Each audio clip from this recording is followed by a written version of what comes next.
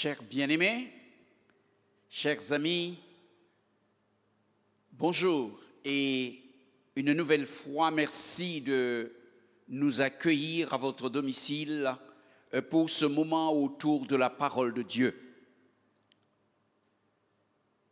Bien des personnes ont écrit sur le sujet que nous allons ensemble considérer, le bonheur.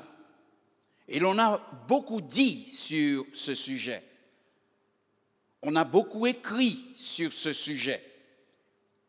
Mais il serait donc important pour nous, ou il est important pour nous, de nous arrêter pendant quelques moments sur ce que dit le Créateur concernant notre bonheur. Et pour ce faire, je voudrais avec vous faire une lecture dans les Saintes Écritures et lire avec vous dans le livre des Psaumes, au chapitre 1er, il est écrit ceci. « Heureux l'homme qui ne marche pas selon le conseil des méchants, qui ne s'arrête pas sur la voie des pécheurs, et qui ne s'assied pas en compagnie des moqueurs, mais qui trouve son plaisir dans la loi de l'Éternel et qui la médite jour et nuit.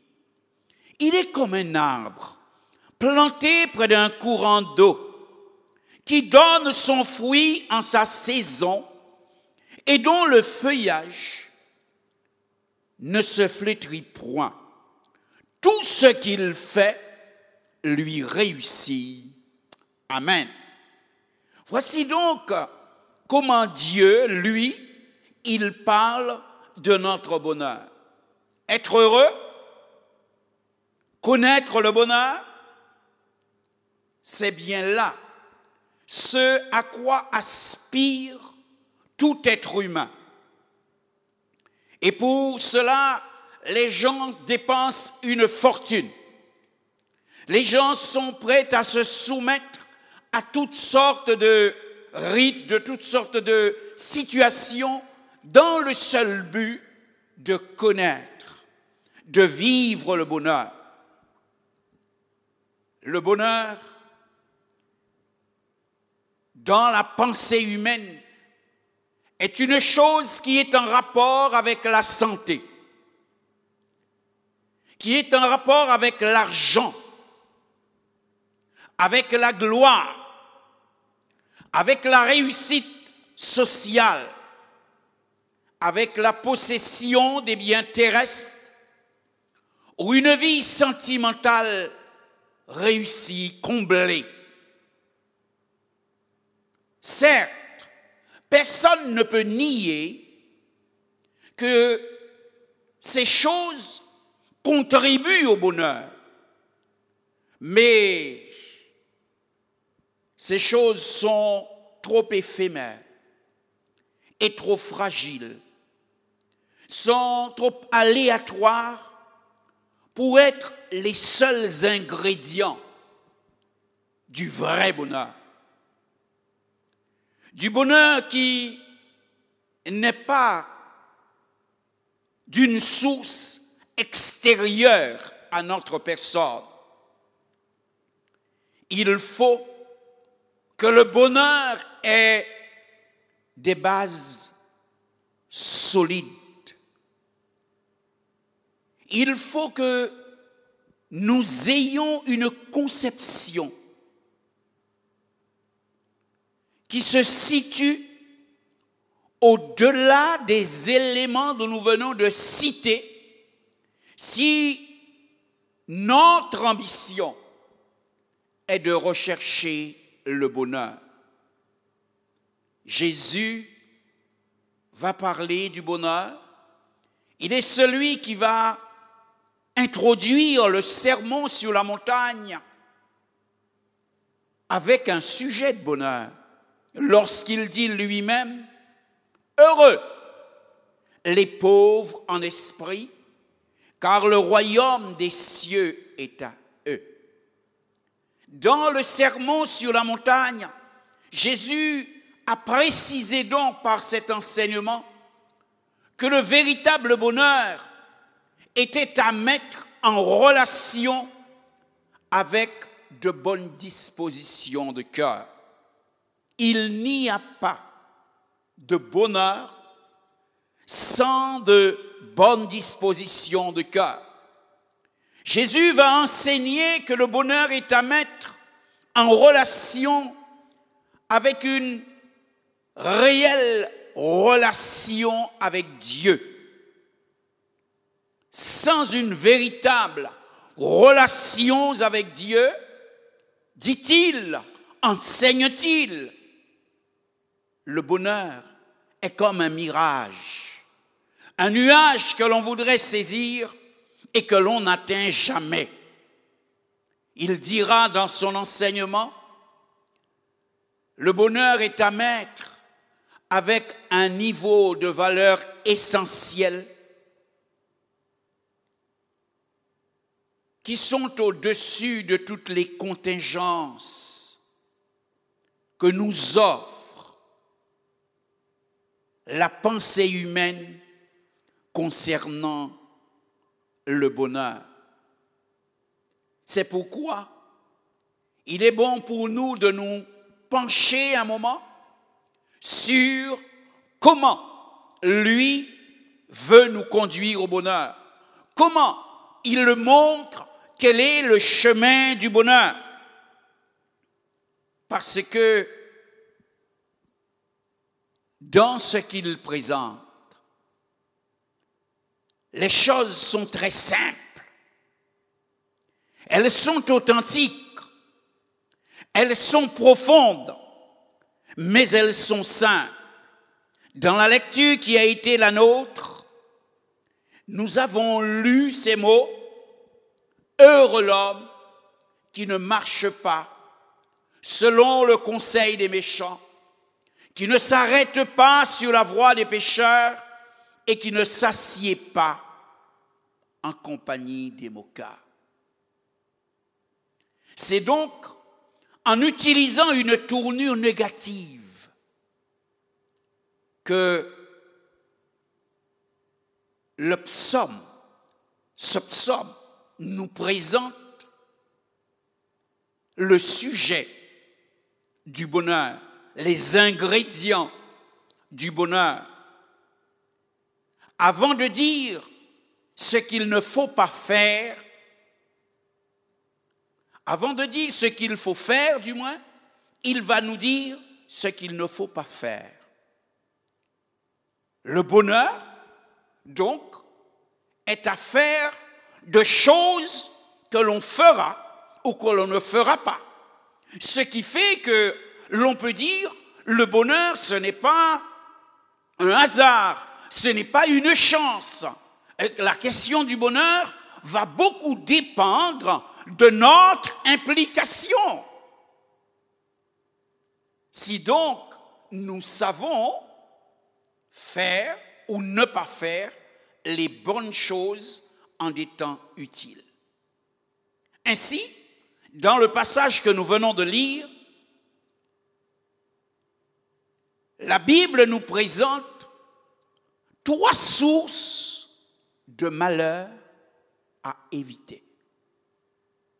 3 sources de malheur à fuir. 3 choses dont, si quelqu'un cherche le bonheur, si quelqu'un aspire au bonheur, cette personne se doit d'éviter ces choses-là, de les fuir comme la peste. Parce que ces 3 choses empêchent le bonheur. La première chose, c'est le conseil des méchants. Lorsque l'on a pour conseiller les méchants. La deuxième chose, c'est le chemin des pécheurs.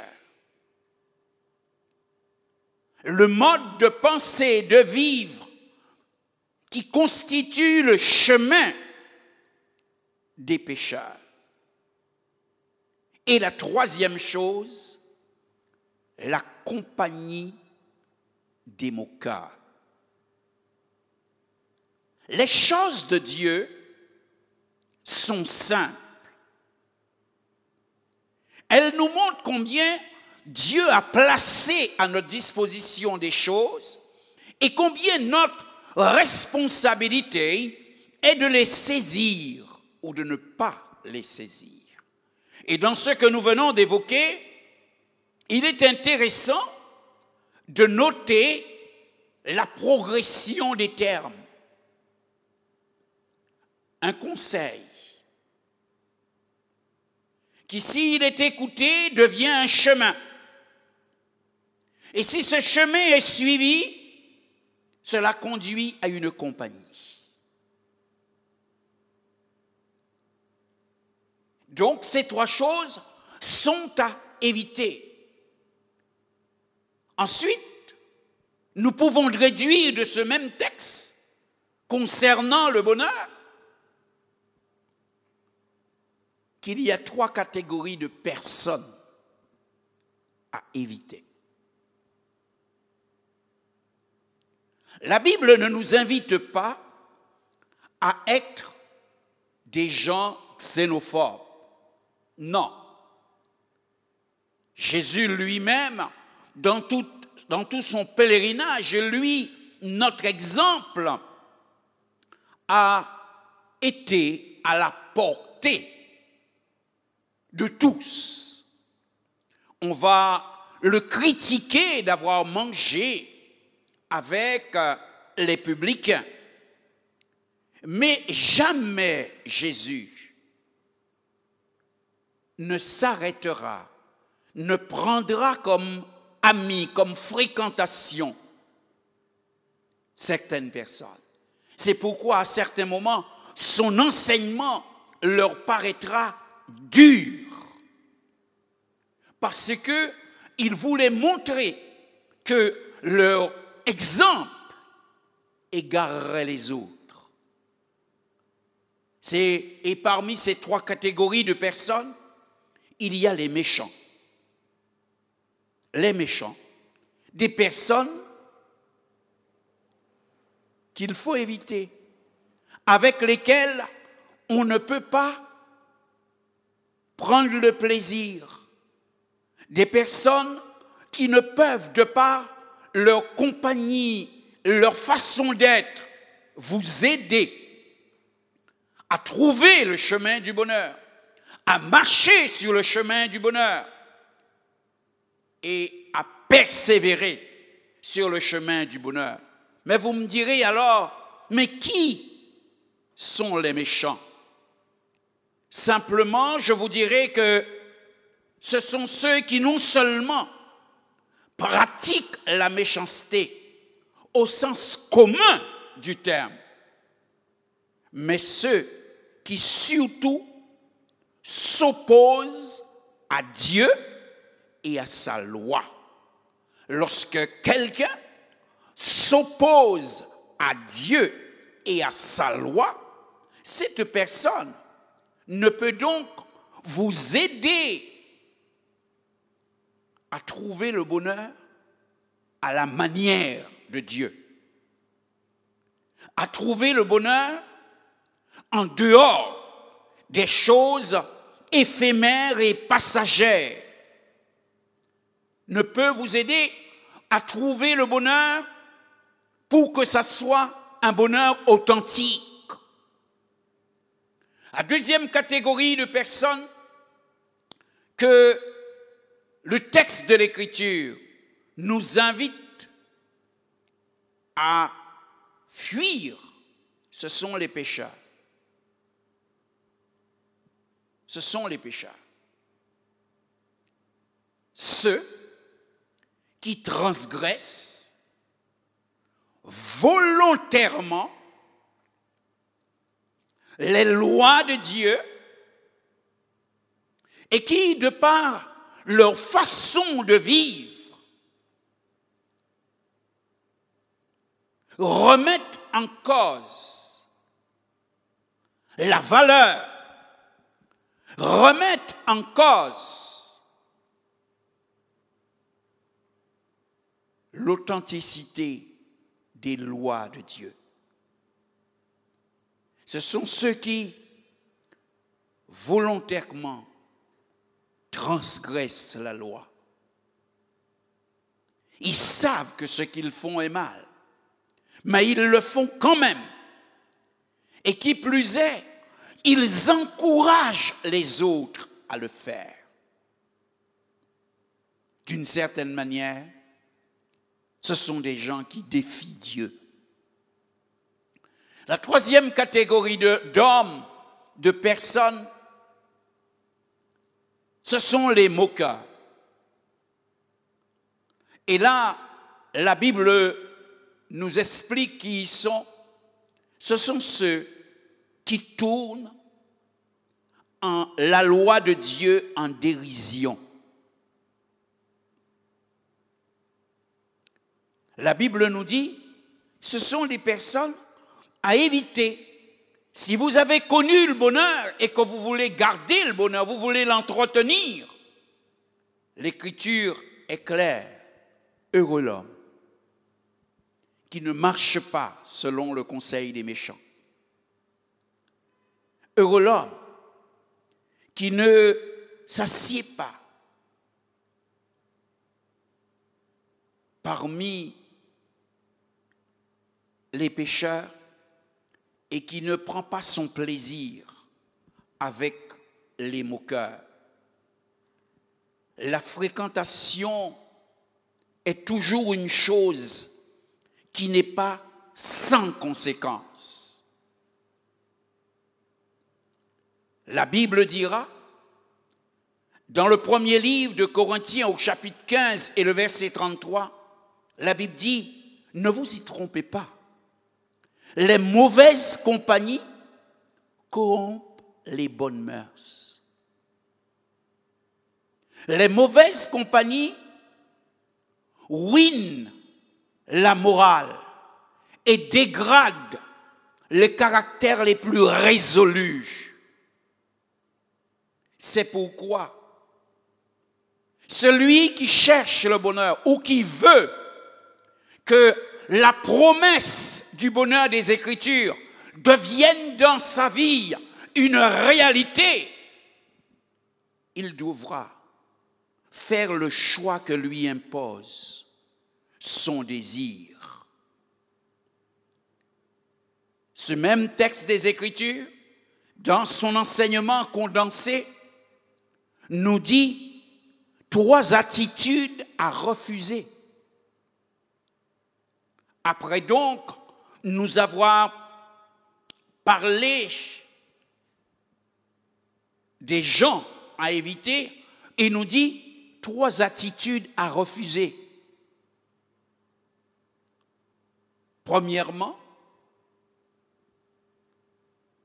ne pas marcher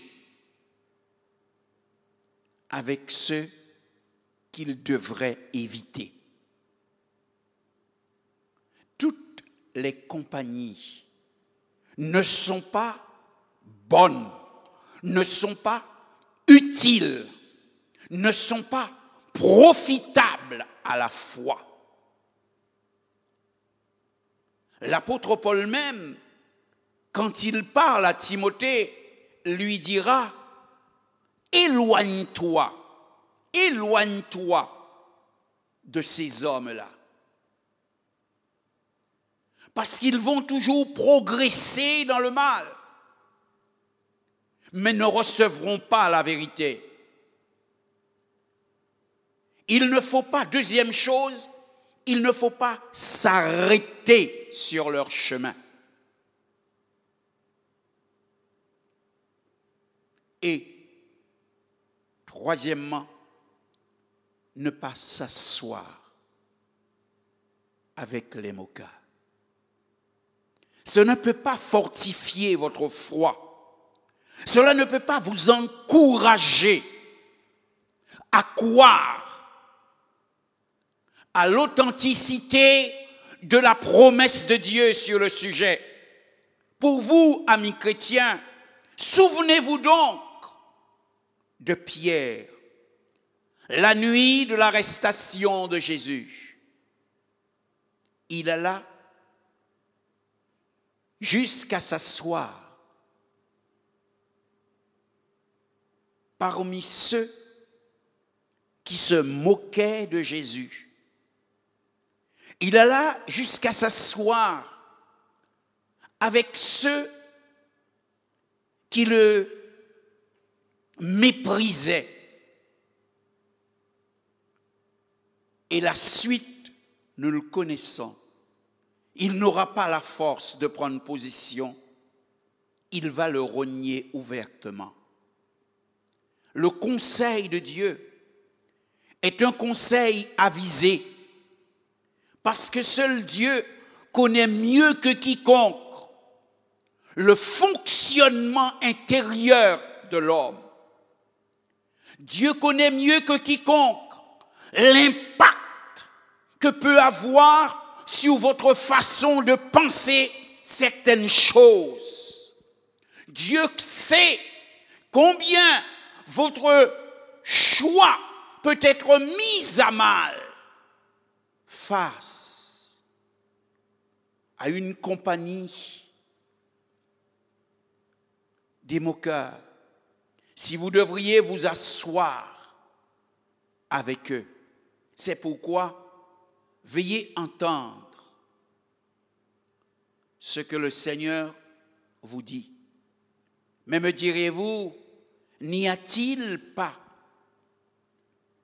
autre chose dans ce texte? La Bible nous dit, si nous y revenons, il nous est dit, mais celui qui trouve son plaisir, celui qui ne fait pas ces choses, mais qui trouve son plaisir dans la loi de l'Éternel, qui trouve son plaisir dans la loi de l'Éternel.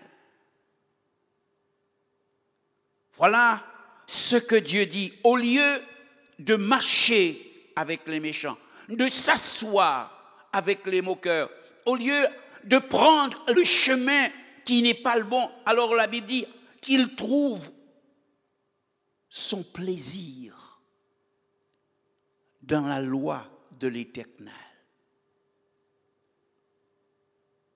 Pourquoi? Parce que dans la loi de Dieu, nous avons le conseil de Dieu. Si la Bible nous dit de ne pas prendre le conseil des méchants, mais Dieu ne nous laisse pas démunis. Dieu ne nous laisse pas sans conseil. Dans sa loi, il nous donne les conseils dont nous avons besoin.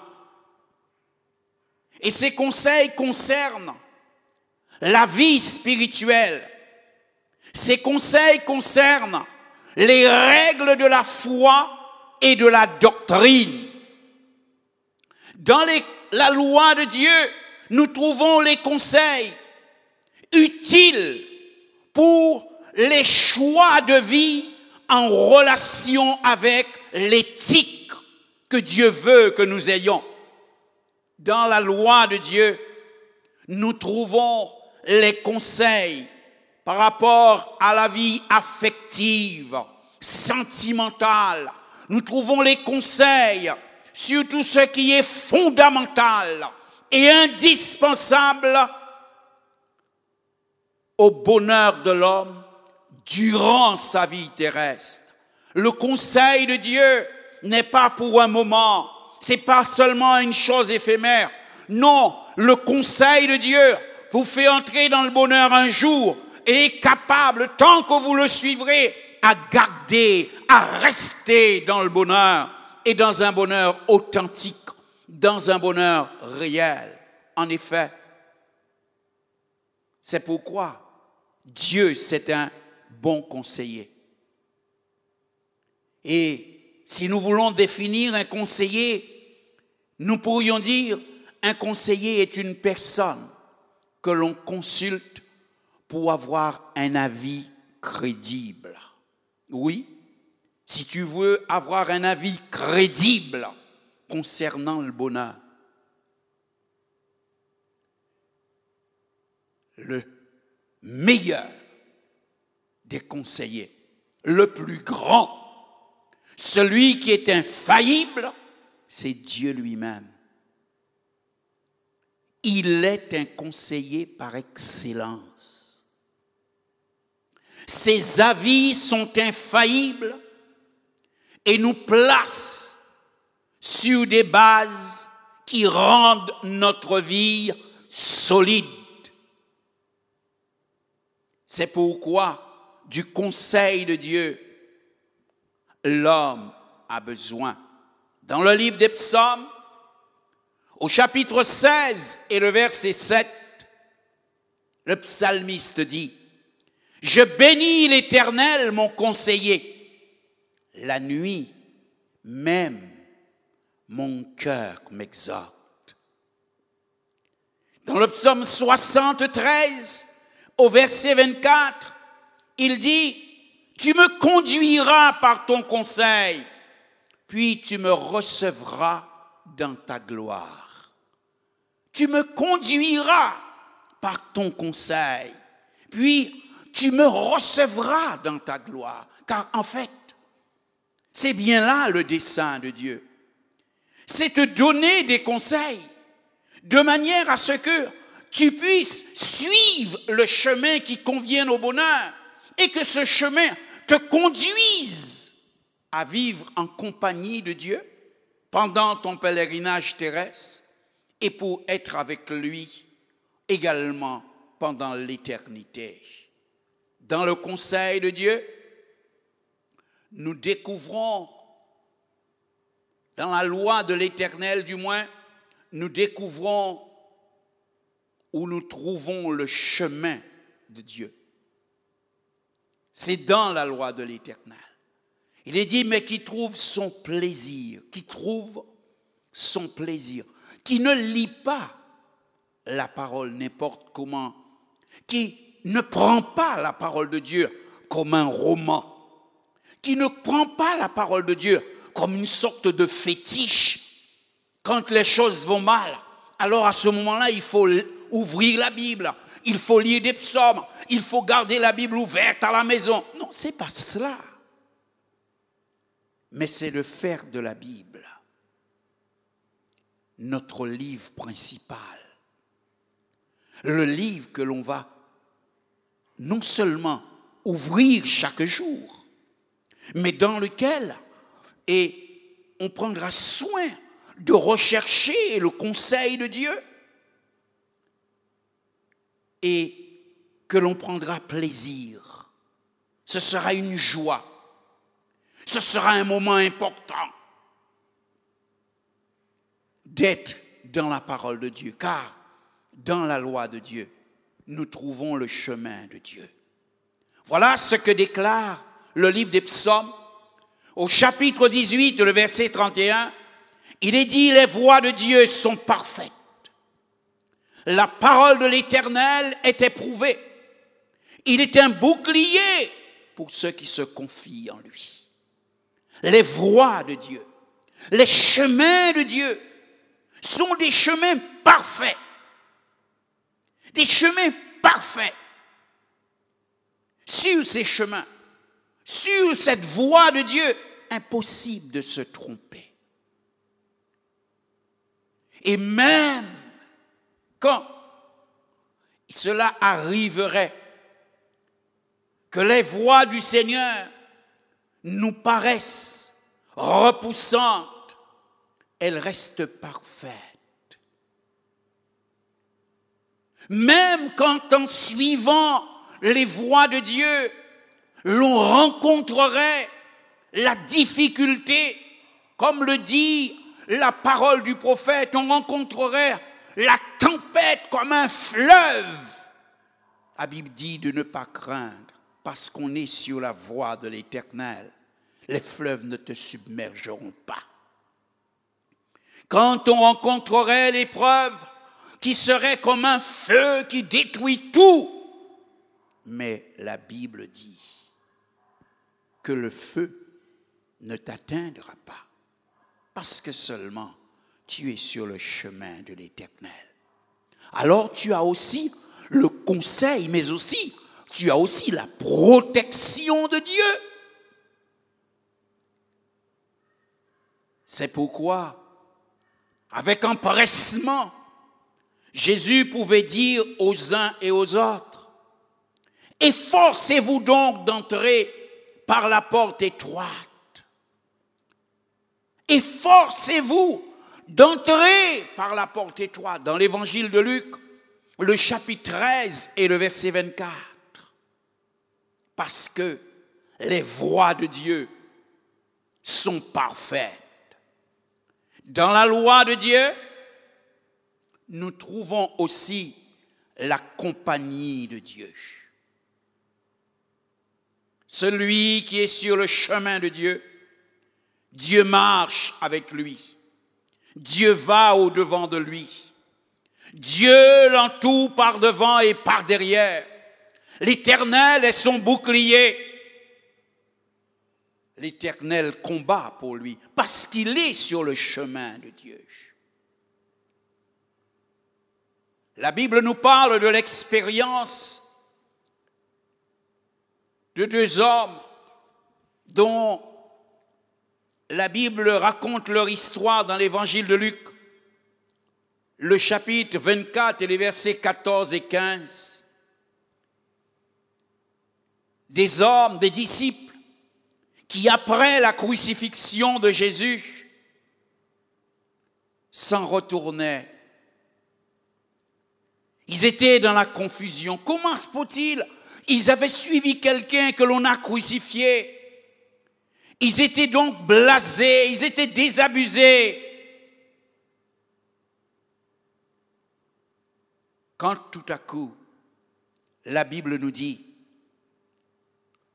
pendant qu'ils parlaient et discutaient, Jésus s'approcha et fit route avec eux. Il les trouva accablés par l'événement. Il les trouva dans un aveuglement, dans une incompréhension, mais il fit route avec eux. Mais au bout d'un moment, dans sa compagnie,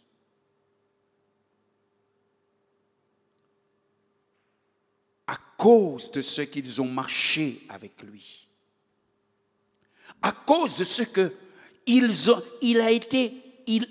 ont été en sa compagnie, avec les paroles qu'ils reçurent de lui, brusquement,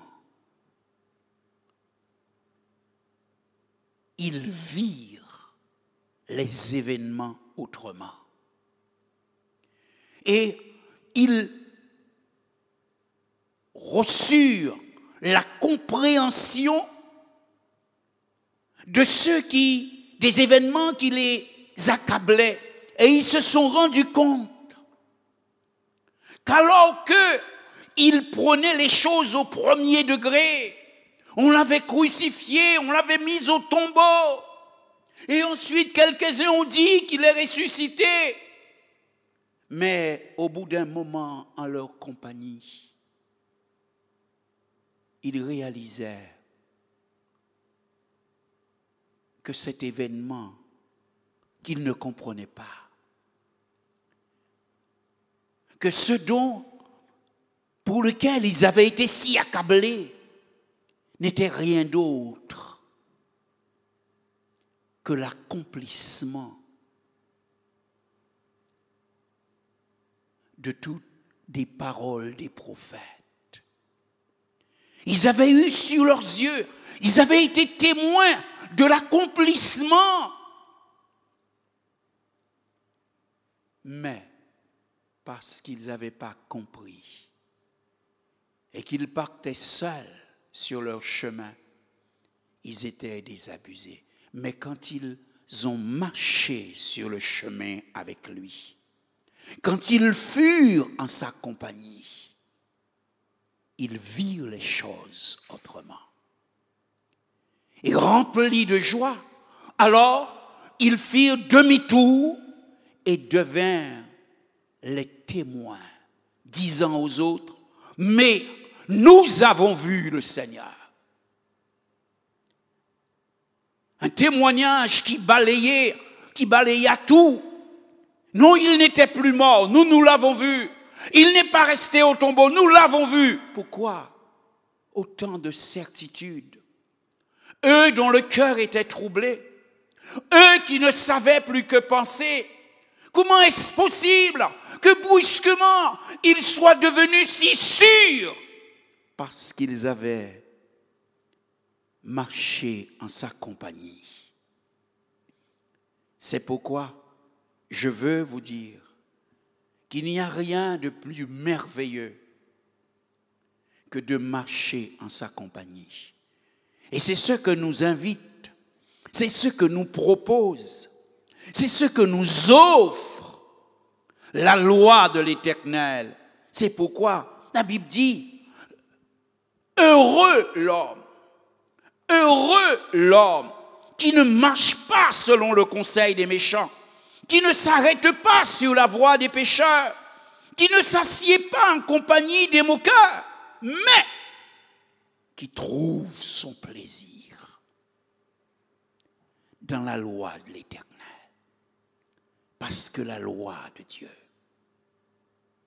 nous emmène non seulement sur le chemin de Dieu, mais la loi de Dieu nous emmène à vivre une vie au quotidien dans la compagnie du Seigneur. C'est ce qui est arrivé à quelqu'un avant nous. Il marcha dans la compagnie de Dieu. Et la Bible conclut cette marche qu'il eut en la compagnie de Dieu en ces termes. Dans le livre de la Genèse, au chapitre 5 et le verset 24, il est dit, Enoch marcha avec Dieu, puis il ne fut plus parce que Dieu le prit avec lui. Après qu'il eut marché avec Dieu, alors Dieu le prit avec lui. Voilà ce qui attend chaque être humain. Voilà ce que propose. Voilà le but final de la compagnie de Dieu. Et c'est pourquoi le psaume nous dit, l'homme qui connaîtra ça, c'est l'homme qui prendra son plaisir, qui trouvera le plaisir le plus important pour lui est dans la parole de l'Éternel. Je terminerai avec vous, pour vous qui recherchez le bonheur, pour vous qui souhaitez le bonheur. Je ne sais quels sont les chemins sur lesquels vous avez déjà marché. Je ne sais quels sont les conseils que vous avez déjà eus. Mais vous connaissez les déceptions que vous avez eues. Vous connaissez les désillusions qui ont été les vôtres. Et vous connaissez aujourd'hui quelles sont les souffrances, les incertitudes qui sont en vous. Alors, c'est à vous que la Bible dit, heureux l'homme qui trouve son plaisir dans la loi de l'Éternel. Heureux l'homme, c'est pourquoi le psalmiste nous dit, mieux vaut un jour dans tes parvis que 1000 ailleurs. Il dit, je préfère me tenir sur le seuil de la maison de mon Dieu plutôt que d'habiter sous les tentes de la méchanceté. Le psaume 84 et le verset 11. Oui, mieux vaut un jour dans la compagnie de Dieu que 1000 ailleurs. Alors qu'en serait-ce? Puisque Dieu, ce n'est pas un jour qu'il nous propose, mais c'est toute notre vie ici-bas. Chaque jour, quel que soit le jour, quel que soit l'événement, il nous dit, marche sur mon chemin et moi, je serai en ta compagnie. Marche sur mon chemin et tu seras, toi et moi, nous marcherons ensemble. Marche sur mon chemin, que les jours soient bons ou mauvais. Et viendra le jour où tu n'y seras plus parce que je te prendrai avec moi. N'est-ce pas ce dont vous avez besoin? Un vrai bonheur. Dès maintenant. Un bonheur authentique qui ne dépend pas des aléas de la vie. Quelque chose de profond qui conduit à un épanouissement certain et réel qui est simplement conditionné au fait que tu trouves ton plaisir dans la loi de l'Éternel. Que Dieu te bénisse. Ne vis plus sans bonheur. Ne vis plus comme un mendiant du bonheur.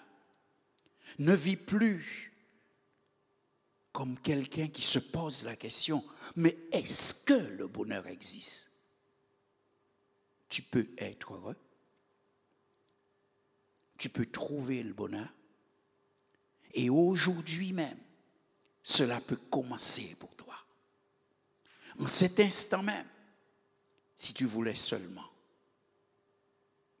quitter le mauvais chemin, quitter la voie des pécheurs, quitter la compagnie des moqueurs et trouver ton plaisir dans la loi de l'Éternel. Que Dieu te bénisse. Est-ce que nous pouvons ensemble prier?